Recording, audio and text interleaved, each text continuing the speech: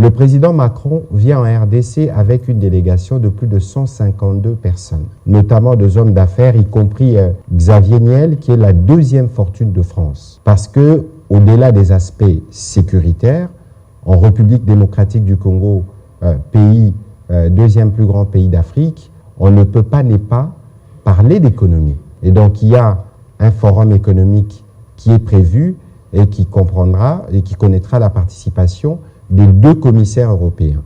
Parce que cette visite, elle est stratégique pour nous, mais elle est beaucoup plus stratégique pour la France, parce que vous avez suivi que le président Macron a plus ou moins dressé la ligne de ce qu'il doit faire, et en République démocratique du Congo, c'est les pays principaux en Afrique centrale, et je pense que c'est ça qu'il viendra dire ici de manière claire. Troisièmement, il y a évidemment des aspects culturels, parce que vous savez que la place de Paris est une place qui est très prisée par nos artistes, à la fois peintres, à la fois musiciens. Il est question de voir aussi ce que nous pouvons explorer dans ces registres-là.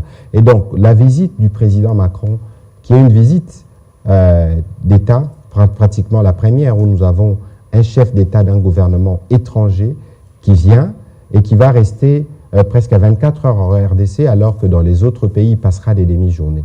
Donc, l'étape de la RDC est une étape cruciale de cette visite.